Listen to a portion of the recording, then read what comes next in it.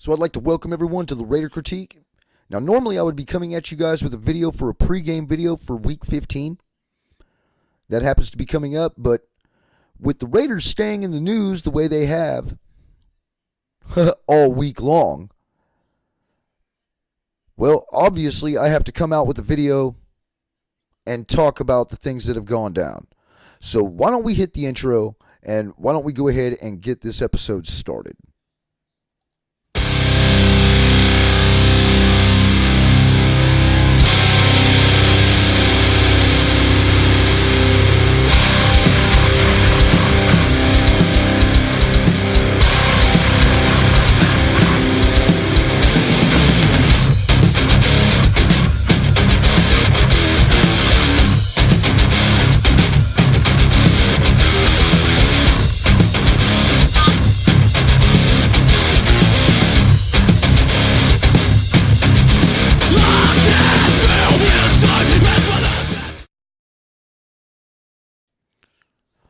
Well, first off, reading in the news, it looks like that Bruce Allen will not be in the running for the next GM spot open for the Oakland Raiders. Now, I'm going to go ahead and hop over here into the desktop to where I can show you guys the article that I have read today. So let me actually get there. We'll transition over. Okay. So John Gruden's Raider GM hunt is not off to a promising start, and this is reported by the New York Post. And we're just going to go ahead and read a little bit of these because there's a lot of things, as you can see up here, that we need to go over. Now, John Gruden has done his best to tear apart the Raiders. You see how they're already attacking us in the first opening line of this article. So why not bring the beleaguered Redskins president aboard to help out? After the Raiders' first-year head coach won the power struggle and forced out general manager Reggie McKenzie on Monday, one of the first names floated by NFL.com to replace him was Redskins president Bruce Allen. Allen previously worked with Gruden as a front office executive in Oakland during Gruden's first stint there and was his general manager in Tampa Bay. So the two have plenty of history together. They are also alike in the pressure that they are currently under, with Allen presiding over a Redskins team that just signed linebacker Reuben Foster, who had been released by the 49ers after getting arrested, blah, blah. In April, a USA Today poll of agents tabbed Allen as the lead trusted decision maker in the NFL. The least trusted decision maker in the NFL. The Redskins are 58-82-1 under Allen's watch and currently crumbling out of a playoff spot with two quarterbacks sidelined by broken legs. But their fans may not be able to get rid of him that easily. NFL Network reported that Allen wouldn't be on the front burner for the Raiders, while 106.7 The Fan in Washington reported that Gruden has zero interest in hiring Allen and does not hold him in high regard. So, obviously, what I believe is going down here is that unless they do go and explore other options, John Gruden is probably going to be the general manager. I mean, what other sense does this make besides, hey, I don't care if they bring this guy in or not. To be honest with you, I could care less who we get as a GM as long as they know that they're basically going to be answering to John Gruden because this is John Gruden's show. Now, only the future will be able to tell who our new GM is going to be. I honestly probably believe that John Gruden's going to get some type of individual that he can work with up there. Somebody like a Bruce Allen, but possibly not Bruce Allen. I wouldn't want Bruce Allen anyway, just from looking at that terrible record that he's had with the Redskins. So anyway, moving on. Yep, that's the wrong way. Here's the big story that everybody is talking about. Here's the big story that And we're going to go to a few articles on this too. But I don't know on whether they're suing him for the name or they're suing him for the football team, or they're basically suing for mental anguish and all this other jibber jabber is basically what I call it. So actually, why don't we drop right back over here, and we're going to go to a few of these because there's a bunch of articles on them, and I figured why not? We might as well go ahead and do that. So this is from Pro Football Rumors. The city of Oakland sues the Raiders and the NFL. Now, set to lose the Raiders for a second time, the city of Oakland filed a lawsuit against the departing team and the NFL and 31 other franchises on Tuesday. The city had threatened this action for months, and it could impact where the Raiders play in 2019. Mark Davis' preference is for the Raiders to play one more season in Oakland before their Las Vegas stadium is ready. Even with a lawsuit threat, he has not commented on the lawsuit coming to fruition. Now, the Raiders' illegal move lines the pockets of NFL owners and sticks Oakland, its residents, taxpayers, and dedicated fans with the bill, Oakland City Attorney Barbara J. Parker said in a lawsuit that refers to the NFL as a cartel. The purpose of the lawsuit is to hold the defendants accountable and help to compensate Oakland for the damages the defendants' unlawful actions have caused and will cause to the people of Oakland. Davis broke off stadium talks with the city after not making headway in the public funding for a new Bay Area facility. Those discussions did not advance far. The Raiders then secured a record $750 million in public funds from Nevada, and they received approval from 31 owners for a pending move in March of 2017. The Raiders do not have a lease to play at Oakland Coliseum for the 2019 season, and Paul Gutierrez of ESPN.com notes their rent has tripled since January 2016 handshake agreement to continue play at the 50-plus-year-old venue. Emotionally, I would say, why would I give them $3, $4, $5 million in rent if they're going to turn around and use it to sue me, says Mark Davis in a November ESPN interview. But at the same time, they'll have us. If they'll have us, I can't turn on the fans. I can't do it. And this is a terrible negotiating I'm doing now. I'm going to get killed, but that's just the way I am. But if in fact it does get ugly and can't be bridged, we do have options. Now, it's unclear what those options are, but the Raiders have been linked to San Diego, San Antonio. Both of those cities have landed alliance of the American football teams, but each could conceivably be in play for a 2019 Raiders bridge season. However, Gutierrez notes that the NFL may well scuttle a three-team Southern California setup, even though the league used that arrangement from 1982 to 94. Davis also does not want the Raiders and 49ers to share Levi's Stadium for a year, per Gutierrez, who adds that still may also be on the table. UNLV Sam Boyd Stadium was once rumored as a stopgap option, though noise has cooled on that front. The University of Nevada, Reno's McKay Stadium may be a possibility, says Gutierrez per Twitter link, but with the Raiders eyeing Reno as a potential training camp site once they relocate.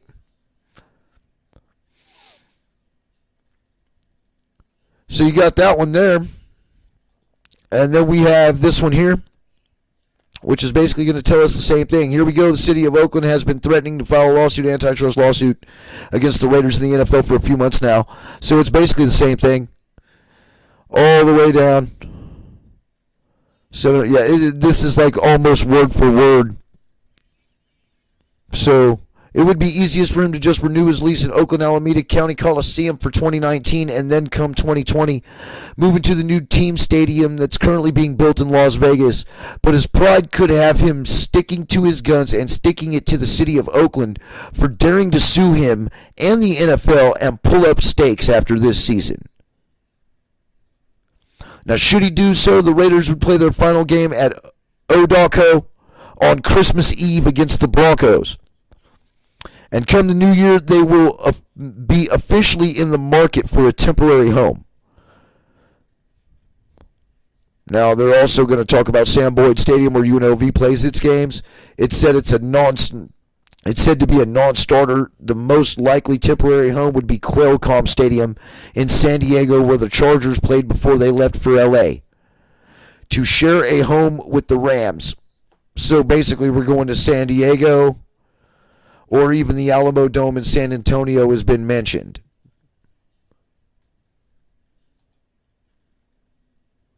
ESPN is basically the same thing. I don't think ESPN is going to say anything different than what we have.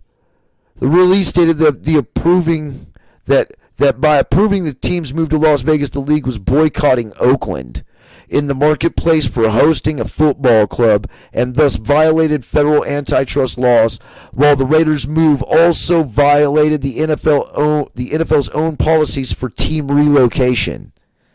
And while federal antitrust laws provide treble damages plus attorney fees, the release stated, Oakland seeks a resolution for the maximum amount of damages available, but will not ask the court to prevent the Raiders move to Las Vegas or keep the team in Oakland.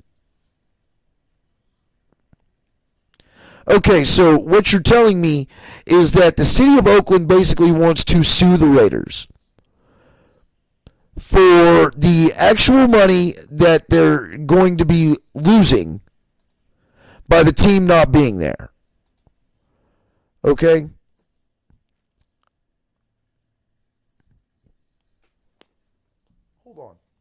Hold up.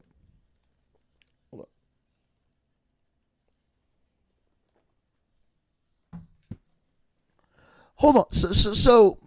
So you're telling me that you want to sue the Raiders because you're not going to get any of that money, any of that revenue from the team being in your city to host football games to help basically a corrupt, falling political system that resides in the city of Oakland, not to mention the whole state of California. No offense to anybody there, but facts are facts.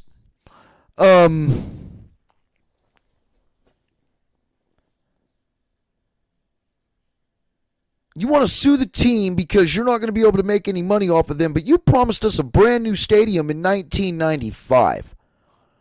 Which is 3/4 of the reason why Al Davis moved the Raiders from LA back to Oakland.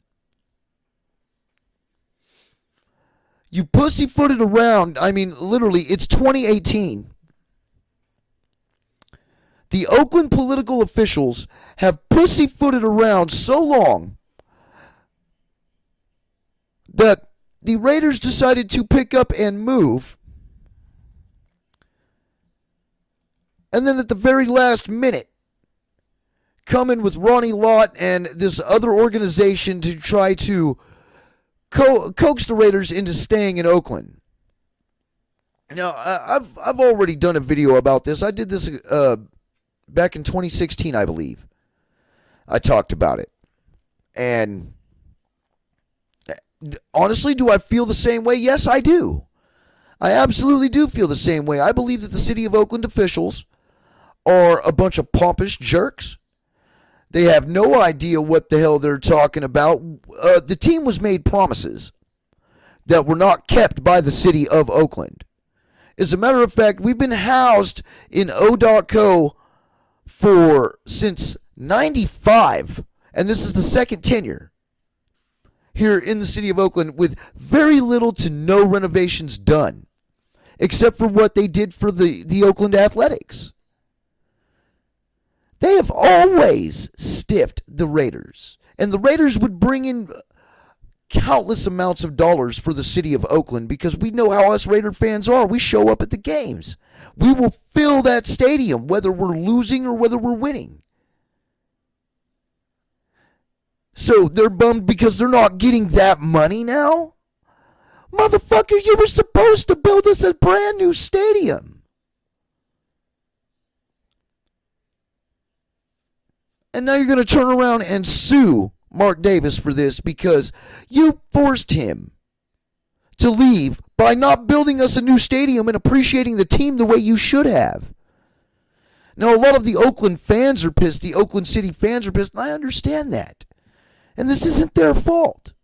This isn't their fault at all. This is the city of Oakland's fault. This is the city officials and their politics.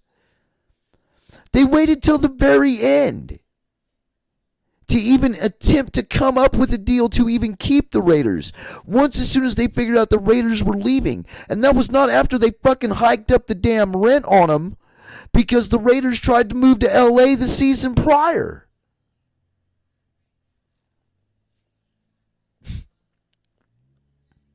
It dumbfounds me. The lack of intelligence that comes from people who believe that they're entitled.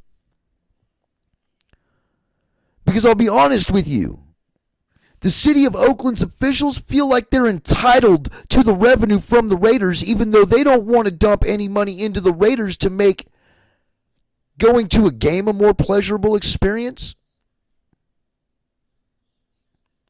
To actually give back to the fans that have funded your city for so long. And then sit there and try to say, oh, we're doing this for the fans.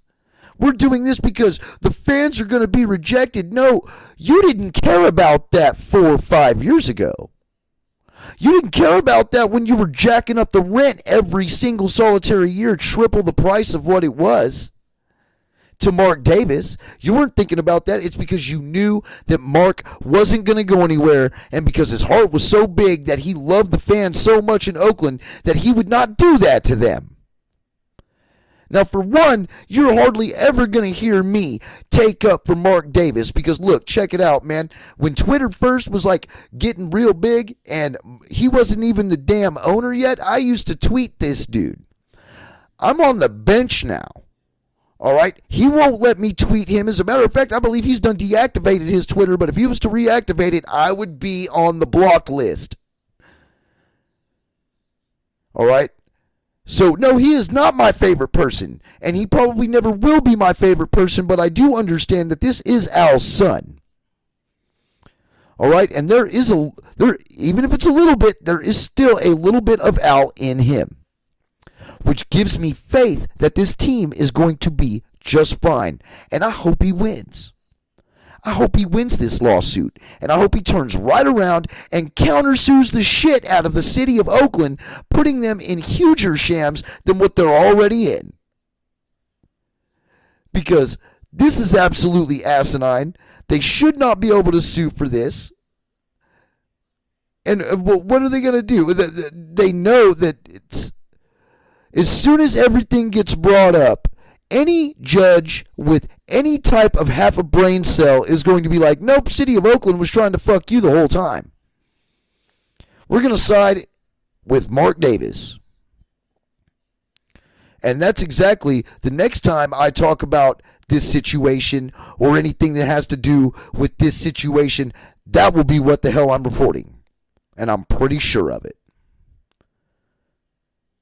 Just dumbfounds me how self-entitlement even runs all the way up into the higher-ups believing that they are entitled to the Raiders' revenue when they would not even raise a finger to give us what we were promised when we first came back. And anybody who's mad about that situation is pissed off at Mark Davis or pissed off at the Raiders for this whole situation, watch this video and understand. Watch this video. Go listen to the other Raider podcasters that are talking about this who actually know what they're talking about. Don't go and listen to Colin Cowherd. That dude doesn't know his ass from a hole in the ground. He just gets lucky once in a while. Don't be over there listening to Shannon Sharp. He's always been a Raider hater. Don't listen to Skip Bayless. Skip Bayless ain't nothing but a Dallas Cowboy dick rider. Go out there and check out Murph and Uncle Mosh. Go check out Splatterhead and Fitz. Go check out the Raiders Daily. Go check out Watts Raider. Go check out Samoan Raider. We're all out here, man. And most of us know what the hell we're talking about. And most of us are saying the same damn thing. It's not the city of Oakland's fans' fault. It's the city of Oakland's officials that have dropped the ball. And now they want to turn around and try to save face and try to save revenue at the Raiders and Mark Davis' expense. But I'm going to tell you right now, I don't see anything coming out of this except for an epic fail on the city of Oakland. So anyway, next time you guys see me, I'm going to be doing the pregame review for Week 15 against the Cincinnati Bungholes. So until then, guys, Raider Nation for life, and I will see you guys on the next video.